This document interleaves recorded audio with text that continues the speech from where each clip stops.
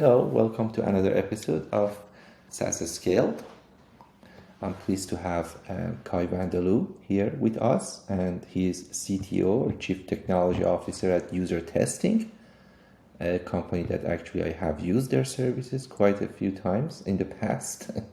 and Thank you very much for joining us, Kajs. So if you could please tell us a little bit about yourself and also the company and what you guys do, what kind of problems you're addressing. Yeah, thanks, Arman. I've been with user testing for about 3 years now as Chief Technology Officer, and it's been an amazing journey. When I came in, we really had this mission of bringing human insight into any decision making, of just helping people make better decisions, particularly around developing products and experiences. And we've seen the power of the human insight, just as you mentioned, like you've used the product, you know what it looks like when you have somebody go through your experience and share their thoughts out loud. 3 years ago, this was more of a UX research methodology, and we've been on this journey to try to bring it to more people, to put it into the hands of whole organizations that can then build better products faster because they have access to these human insights. It's been an amazing 3 years here at User Testing. Before that, I've spent more than 20 years in various engineering and product management positions in the enterprise software industry.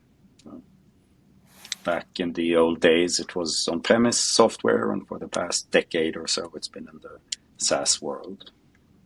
And then when user testing started, can you tell us a little bit about, how it started? What was the history or the story actually behind the, company, and then led it to the start of the company? And Yes, it's actually quite an interesting story. Our two founders, Daryl and Dave, they had some other web company back in the early 2000s, and especially Dave is very interested in usability and the user experience you provide. So they were trying to get feedback on their website, and you know what websites looked like back then. They were very hard to navigate, and so they would make designs, and as the story goes, Dave would go to a Safeway and ask people in the checkout line where they had nothing else to do what they thought about his design that he had sketched on paper, and he would gather that feedback before they implemented it. And they thought this is great. It's a little cumbersome to go to a Safeway and grab people at the checkout line. You should be able to do this online. So that's how the company was born, really with a mission to make the web more usable. And both Daryl and Dave are very generous, well-meaning people. So they generally had the idea that by helping people test the experiences, they will make the whole web a better place for everyone. So that was the genesis of the company. And it started out with a pay-as-you-go model. And then as customers started using it more, they started asking for monthly contracts, annual contracts, and now it has kind of grown into a pretty classical enterprise SaaS model with we have lots of larger clients. Some of the largest companies in the world are our customers, and it's a pretty classic enterprise SaaS model. fantastic. And then I know that you personally have been working, you have plenty of experience on the agile development methodologies and the working the software industry. That kind of movement toward agile kind of development is one of the things that you pay attention to and you think about. How do you see the relationship between the user kind of experience moving to a, I would say it has been upward. So user experience getting better and better over time, and agile development also, getting into the place, and those methodologies are more common compared to a decade or 2 decades ago. Do they kind of impacted each other in a way or related to each other, or it was just two independent movement coming and then happened to happen at the same time? I think they're closely related. If you think about it, like in the old waterfall model, the whole idea was to make all decisions up front and then just execute on. So you had to put a lot of research in, have to make really good decisions, and then you would have a whole team work on executing on those decisions. With a more agile model, we make decisions all the time. In each sprint, you make some progress, you get feedback, and you tweak what you're working on. So you have spread out the decision making in the organization, so everybody makes decisions, and you have spread it over time, which is ideal for the kind of user testing that we do, which is super easy. Like most of our, we call them sessions, most of the feedback that you collect comes back within a few hours. I think the typical wait time is less than half an hour. So it's very fast feedback. If you launch a test, you ask for feedback.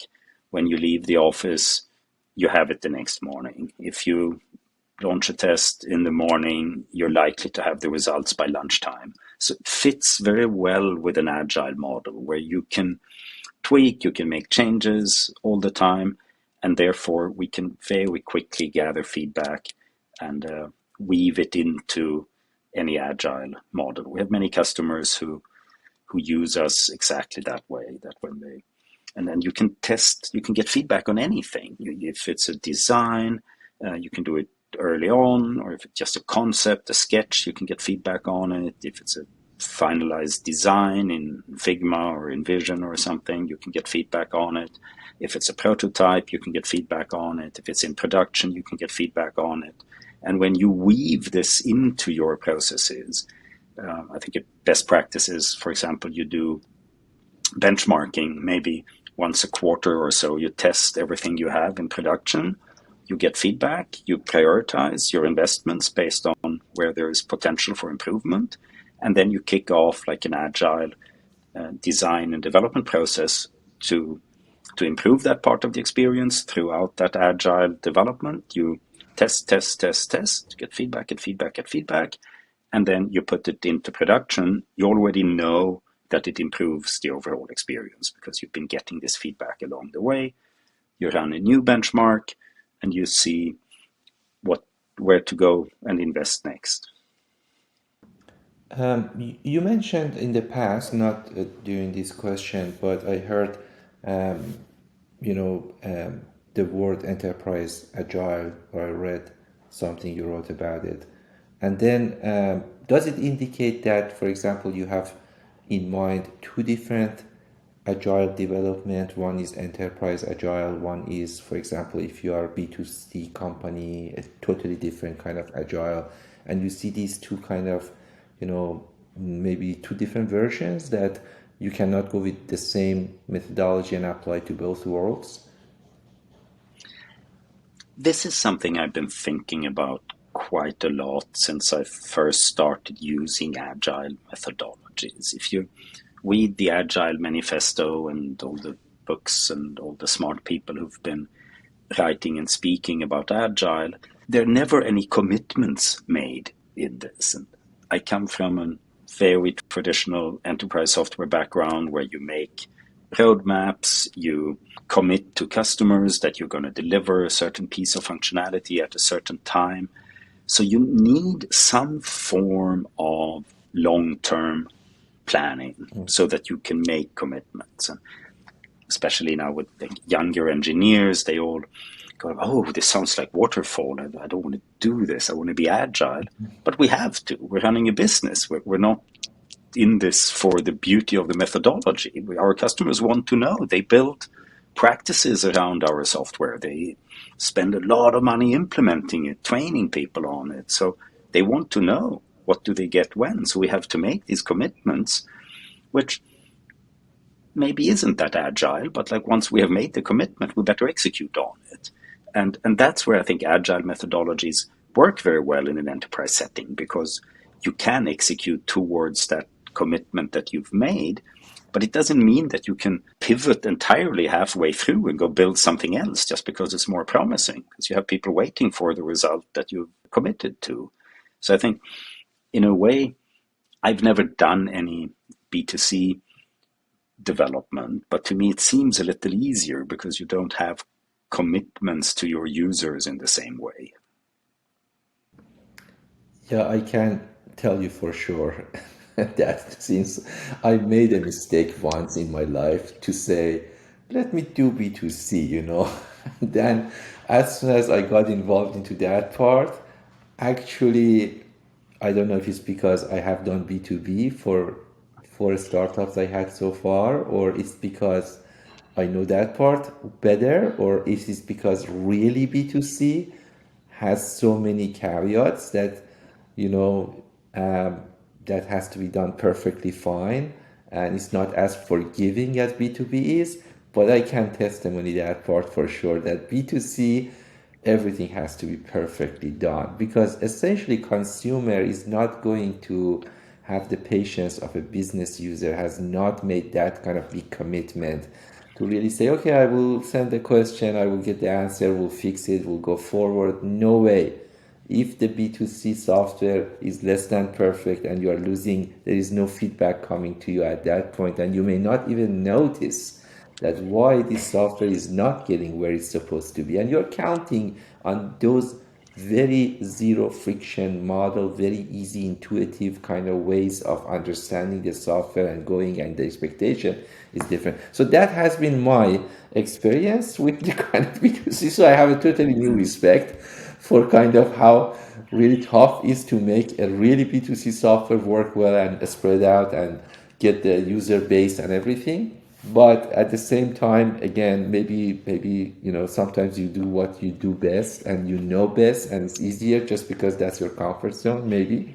But definitely, I can see user testing, how helpful it can be on both fronts. It can be helpful for enterprise like software applications and kind of B2B, and it can be the same. I mean, it can be very helpful also for a B2C, especially for B2C. It will be even more critical for them to have such a tool, so they know that when they go to market, everything is going to, play well.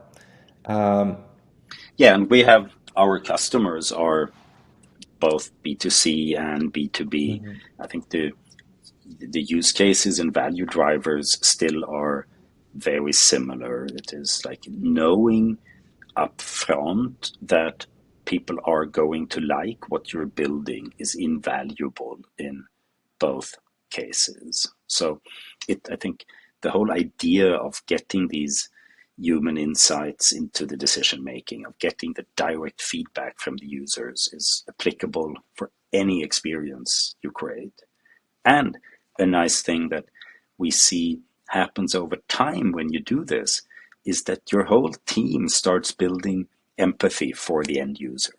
You suddenly have people talk about, like you have developers, product managers, designers, they all talk about what they've learned from the end user. You develop this passion for what your user is doing, what the value proposition to the user is, why they are using your software, what they feel, what they think while they do so. And that, I think, is a big strength in a product organization. If everybody is passionate about the customer, and if they feel they know the customer, if they have empathy for the customer, they're going to build better software. Of course, you are providing the platform, so I can come to your platform and do my own kind of self-service manner, just run the user testing and bring some people and then they test it or whatever. But also, I wonder if you provide that as a service as well, if somebody wants that a study to be run by a professional, because sometimes, this is my personal experience again, that sometimes it's difficult to ask the right question. So you may go through the exercise and then you go, but if you are not thinking enough and preparing enough, and you are not asking the right questions, the answers that you get is not going to be as helpful.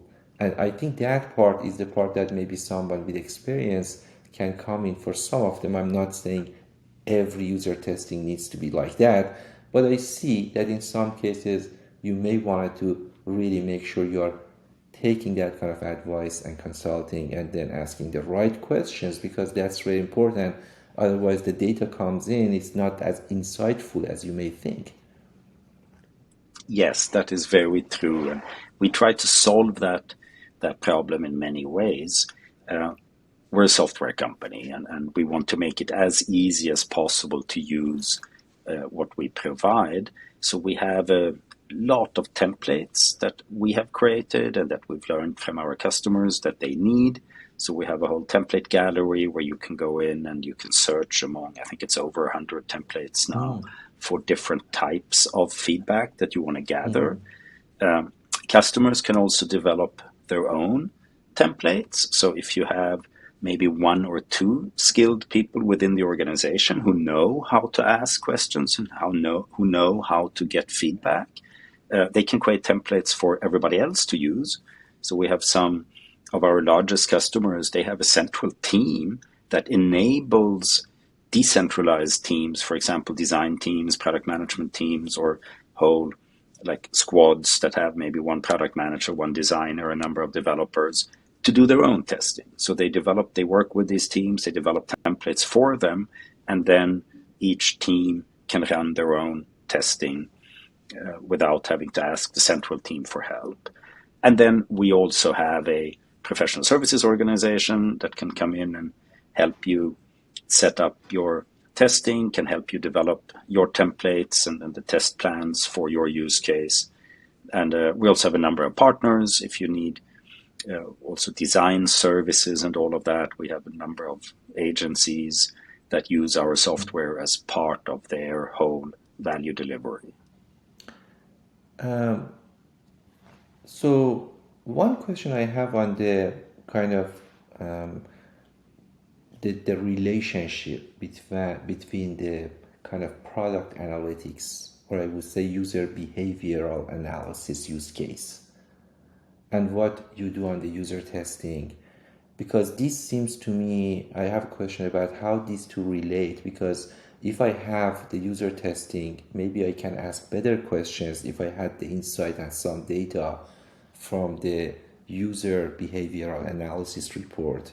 If I could see my users' behavior, for especially SaaS companies that already have a product in the market, and then they could go there and say, maybe this segment of the users are not utilizing these capabilities of the product that much, versus the other segment maybe are not utilizing this set of data in the product and those kind of things, then they can come up with better questions. Then they come to do the user testing and actually learn how come these users are not interested, or this segment of users are not interested in these particular capabilities, to better figure out how to address that, because their understanding probably is, we are adding these features, we are spending R&D budget, we are building this stuff, and if people are not utilizing, then they need to understand why, right? So are these two come kind of side by side? Do you see that companies actually need to use both at the same time to get the best out of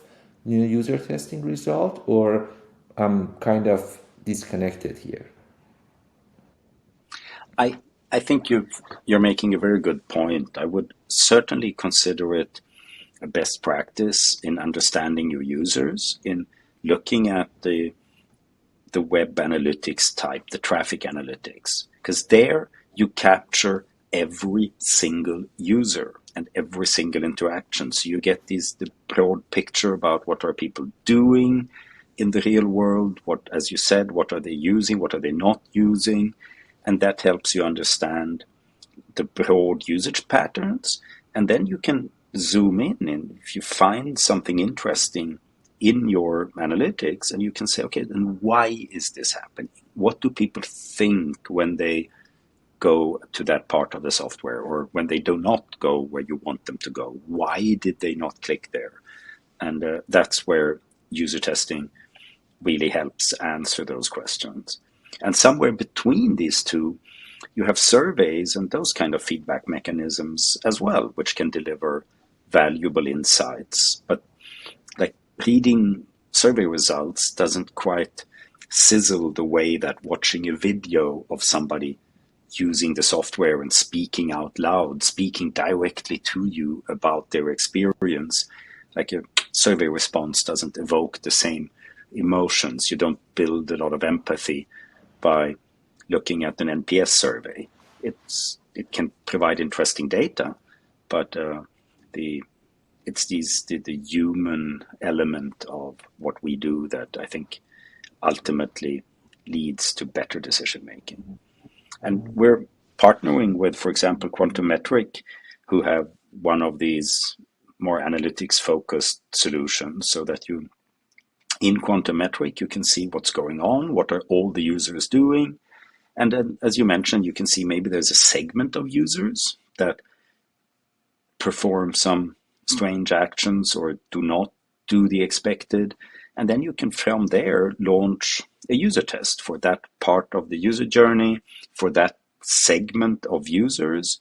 And then we link these results back so that you can see what all users did, and you get the human feedback about what some people think when they use it. So I think they're very complementary. They go very well together in your decision making. And then looking forward in the future, um, the user interface and the user experience can be also maybe done differently. I think one of the things thinking about, for example, AI, that if the behavior of the software is not just designed and dictated by the developer, but maybe a kind of intelligence sitting besides the client, besides the end users, and observing them has a better chance to maybe make some improvements or some adjustments as simple as possible, but it still can be a big positive impact. For example, if I'm using this option, more often, it might be not a good example, but in my kind of simple-minded, user, when I use these user interfaces, web forms on the kind of internet, many times I use the same option, but I go there again and again, the same option, and it's not getting more accessible to me, learning that I always change this and then change this and change and pick this item. And it's still, even if I do it 200 times, I have to do the same. It doesn't change, on the other side, the behavior. Although it could, just learn that this particular user has done it 200 times. Let me just make it easier and maybe suggest that this is really what you do. Do you want me to remember and do it again? How do you see those kind of interactions that can be done in the future, and how does it change the user experience and UI? I think a more personalized experience is going to be an absolute must. Like if you have to go in and change or go through some awkward path over and over again, people are going to lose patience with that. So I think a more learning from the user's behavior and tailoring the experience based on that is, and you don't need much machine learning for that. It's very simple to do. I think what I find even more exciting is an experience in the future where the software can do a lot of the thinking and then interacts with you and presents you suggestions. If you think about it, since the birth of enterprise software, the interaction model has always been that some human initiates a conversation, initiates a dialogue with the system. You log in and you run a query or you enter some data, and only then does the software wake up and start doing something.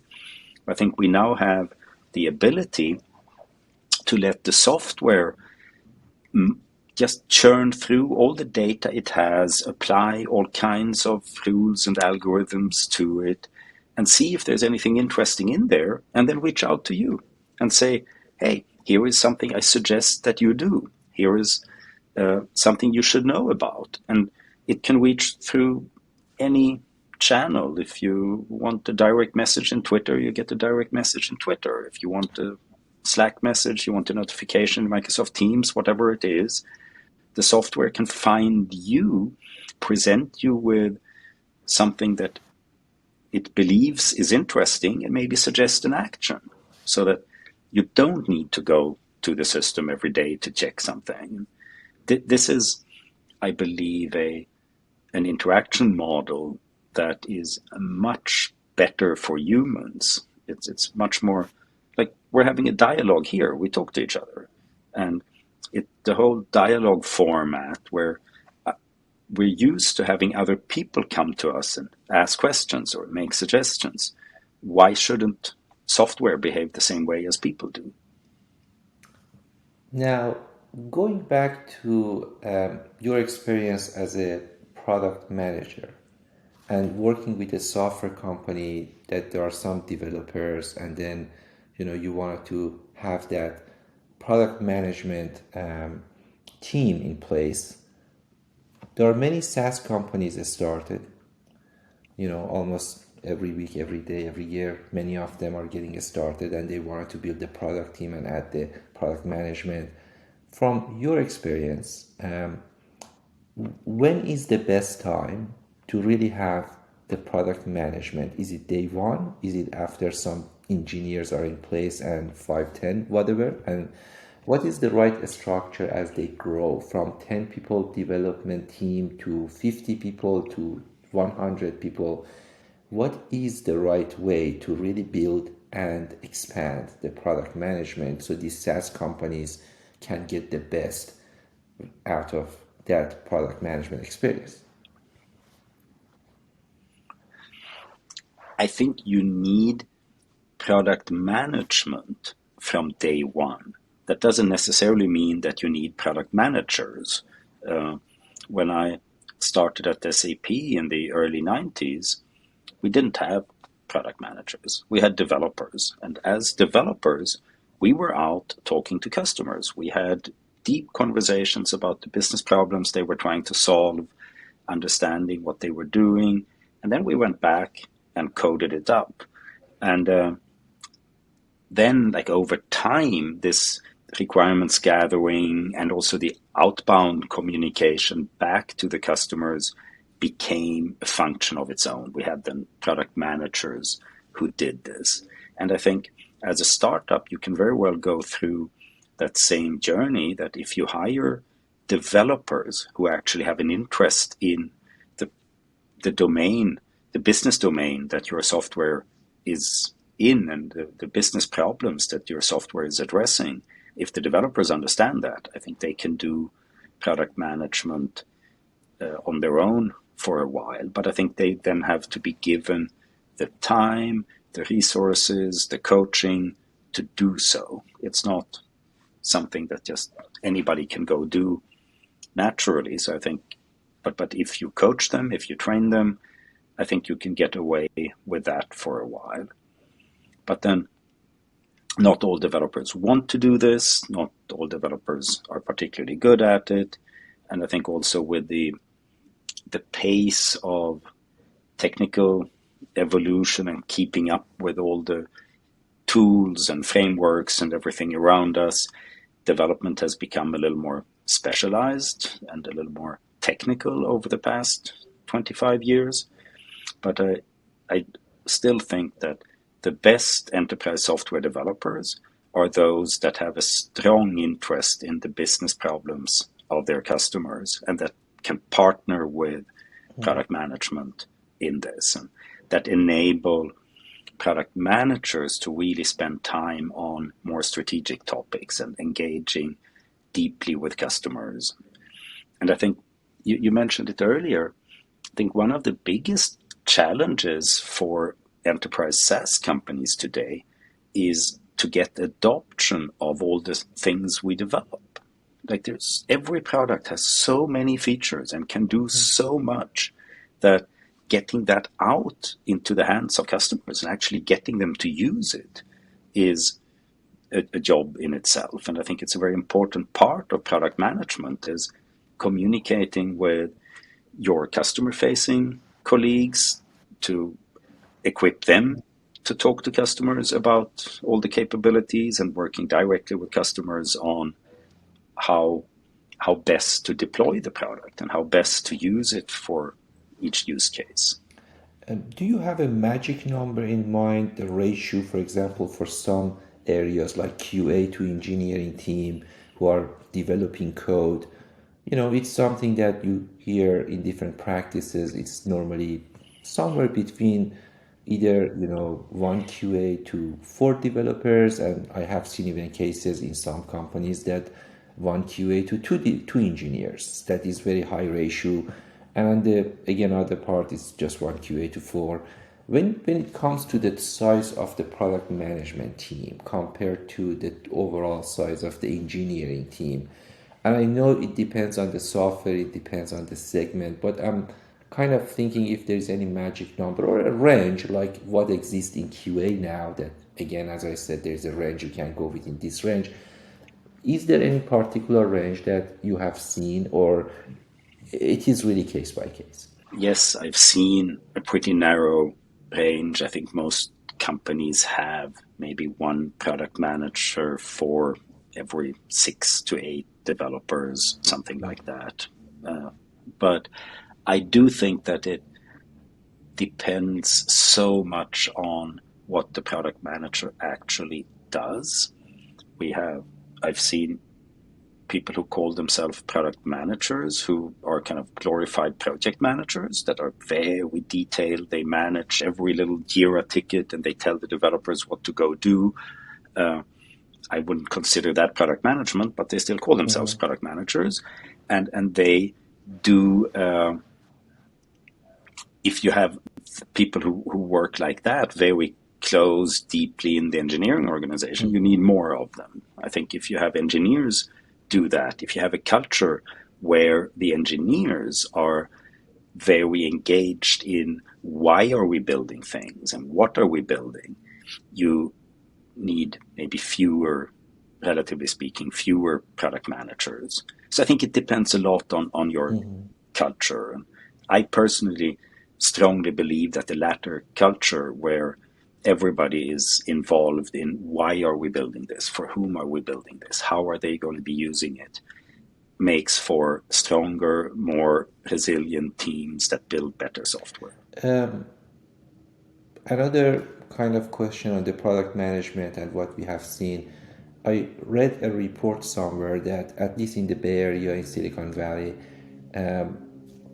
I think 50% of really CEOs of software companies' background comes from product management. Even if I don't take that number right in my mind, because that was 5 years ago when I read this report, I know that it was actually the biggest amongst many others. So you have CEOs coming from finance background, you have CEOs coming from engineering background, marketing background, sales background, and amongst all of those, product management was the highest. So I know that part, I'm taking that part, right?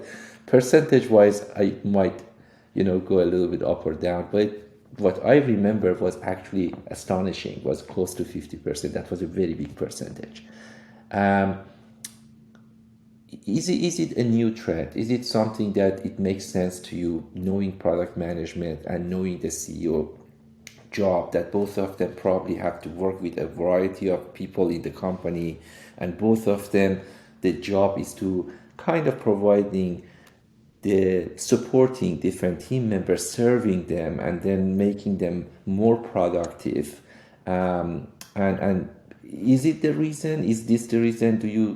Would you agree with this kind of trend that it exists for a reason, and actually it can make a person a better CEO if the person actually has had that experience of product management and working with sales, marketing, development, all aspects of the company, and have a very good understanding of the product and the engine behind the software company that actually is all about providing that product to the market and to customers? I think you're spot on that as a product manager, you're essentially the CEO of your little part of the product. And you've got, as our CEO, Andy, who has a background in product management, says, like, as a product manager, you're responsible for everything, but you don't really have authority over anything.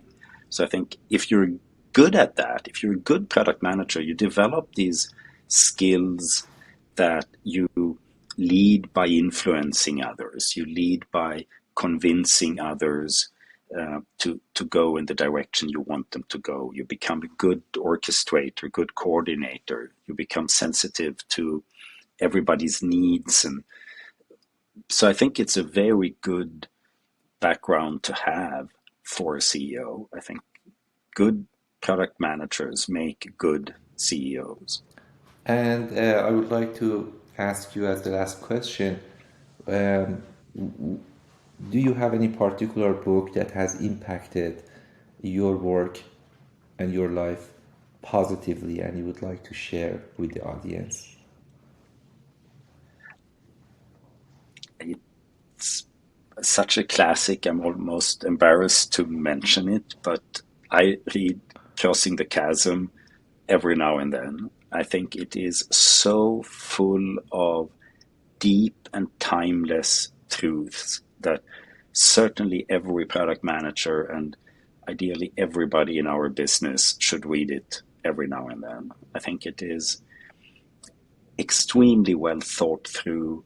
It's well written. It's a fun read, and every time I read it, I remember something new from it. So I think it's a fantastic book. I don't know if everybody has already read it, but if they have, I would read it That's a again. good point. I have had the same experience with some other books that you read it again.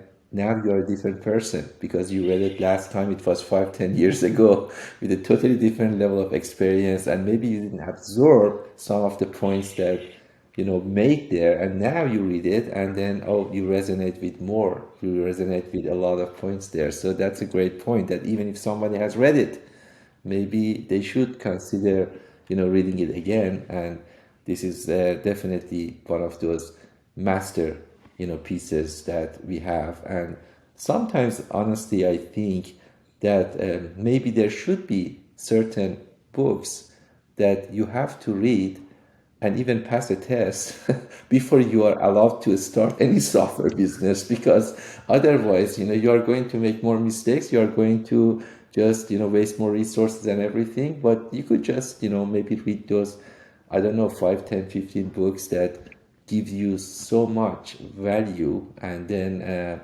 it's not different than when you want to drive a car. You have to read a book and then go and take a test. Otherwise, you are not allowed to drive a car. So it's not super. And I think, especially if you have co-founders, you should read the same set of books together because they give you a language, they give you a common way of thinking, of phrasing a problem or a situation. So I think that's something I like to do very much in the organizations I work in, is have people read, whether it's a book or just a blog or an article, and then talk about it. And I think it is so impactful because it gives us the same language, the same framework with which to discuss a situation. And it's extremely helpful. Thank you, Kai. It was wonderful having you here. I appreciate the discussion. Thanks for joining us. Thank you.